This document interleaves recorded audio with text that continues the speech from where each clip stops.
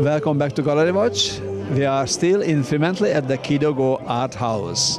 And this is Barbara, who is the curator of our exhibition today. How do you get the 7 artists, including yourself, together? So what was the concept, or how do you organize it? Well, I think for myself, it's people that have crossed my paths as an artist on her journey. And I suppose I see it as a path. I'm travelling and things unfold. And that's other fellow artists that might come and go.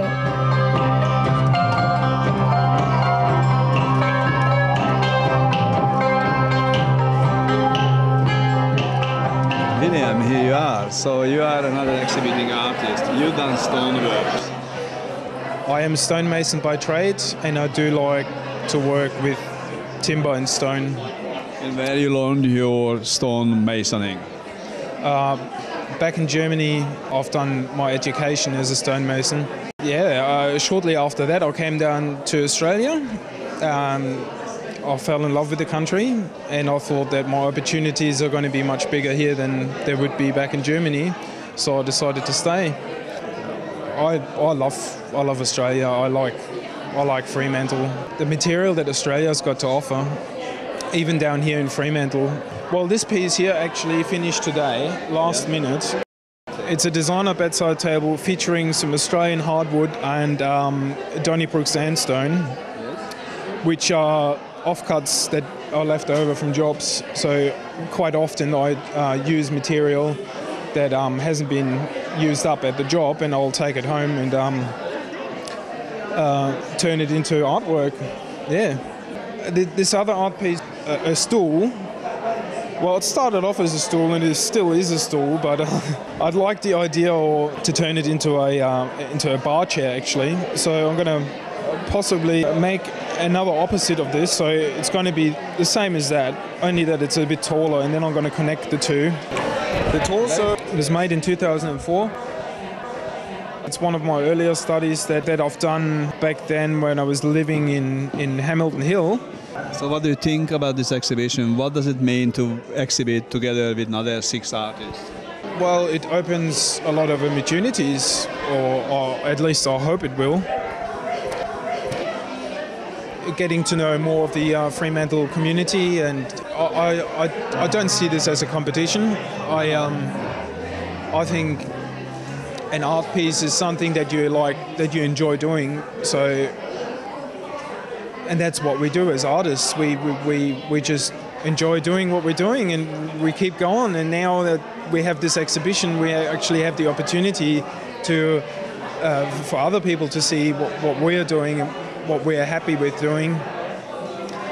And whatever the outcome might be, I'm happy with whatever, really.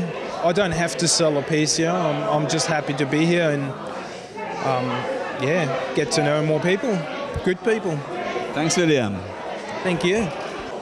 Look, I think at the end of the day, what's really important for artists is to take and accept support if it comes along, but to maintain your own strength and get on with it anyway, and then things happen. You can't sit around and wait for support. It's nice if it comes. If it doesn't, use your own energies, do things like tonight, organise stuff. Don't wait for anyone else to organise it. Don't wait for the city to do it. It's not their job, actually. It's yours to get on with it. And if the cities find that positive and want to get behind it, hallelujah. And it's time to time, probably they get behind things.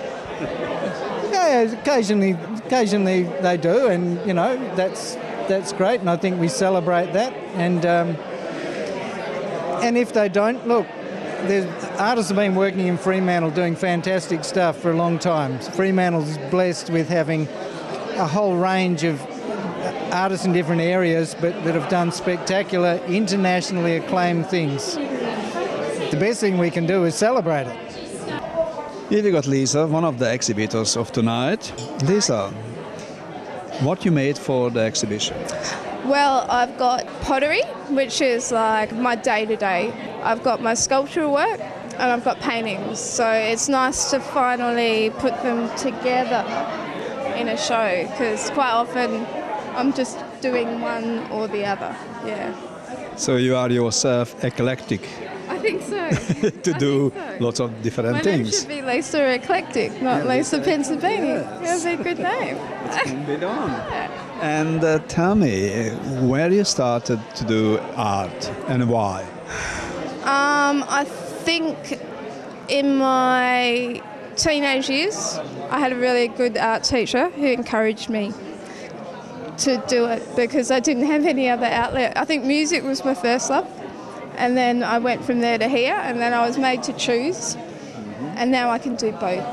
So what's your background, Lisa? I know you're born in Fremantle. My family, my mum was born in Sicily. She came over in the 50s. My dad was born in Fremantle, but his dad came over when he was like 10. But we're going back a long way. We're going back 1890s. So that's all Sicilian background. Yeah, all Fremantle too. All Fremantle as well. So it's not that eclectic like your art.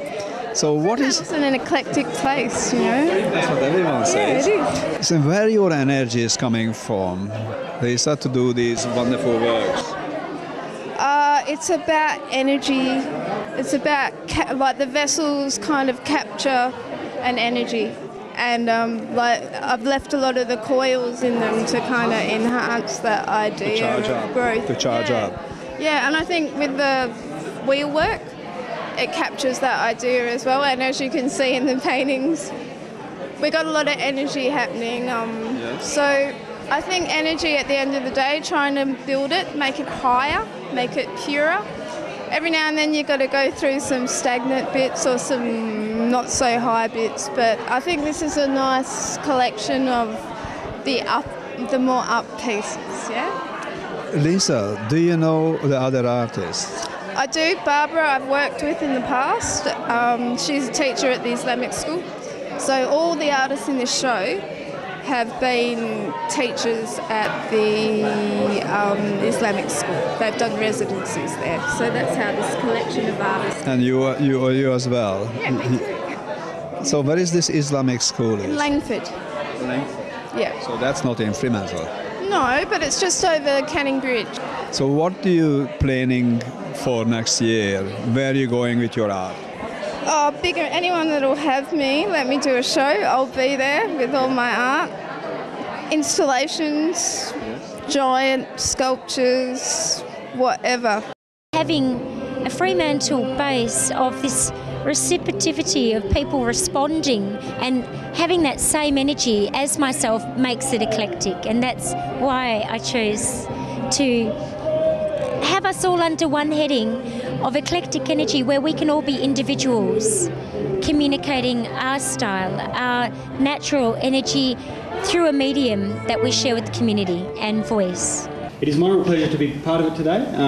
Thanks Barb, thanks to all the artists. You've done an amazing job, and I really want to thank you for what you're contributing to this town. A nice one to end on, so with everyone your cares is open, so thank you very much. Thank you very much. We appreciate your time. Great Frio exhibition down here at Godogo. 7 artists from all different styles, so yeah, very Fremantle in some ways. It a little bit resembles Fremantle, that's for sure. And what I like as well is just you got that sense of diversity and passion, and in many ways the art's telling the story of these people's lives and their passions. Where the sun shines, pure white light. I think the formula, the way we run the gallery, where artists can actually book the space, they're here in the gallery, they're looking after the work, they're meeting the public, has been a very successful result. So how many exhibitions you usually have in a year? I would say... Or events? Events, we would have about 200, between events, exhibitions, classes and things going, yes. All the works have something special, of course. Lisa's patterns, beautiful throughout her ceramics and sculptural forms. And, you know, I think Trina's works very defined in her own abstraction. William's sculptures, he's a genius in his ideas of design that he comes up with. He's always, you know, on to the next thing. And then I really like also the work by Andy Huda, you know, I think his relationship to material is very special. The way he works with line, very beautiful. Yeah, Bev I love, because as a child I always went travelling. My parents came here to Australia from Ireland, and we would go to the Pilbara, the Kimberleys, Albany to Esperance. So Bev, I saw her work at an exhibition. She's an older lady, which Bev Russell was an art educator, but I asked her to be a part of the exhibition because it just throws in and makes that word eclectic energy really sort of have its own reality in every meaning of it, because there's such diversity in the artists. Bev's road trips that she's showing as a narrative in the landscape, and the colours and the ponds and lakes are really quite beautiful. The way her technique is, with her years of dedication to practice, comes through. It's quite minimalist. Mine's probably a lot more textural and rustic, very primitive, but I think in mentioning two different styles that are sitting next to each other, they still all have this common love for nature, and I think that's what unites us all. Yeah. Barbara, thank you very much for the invitation and being part of this exhibition. Thank you very much, Tibor. It's great to see you again. And don't forget, next week, same time, same channel, Gallery Watch.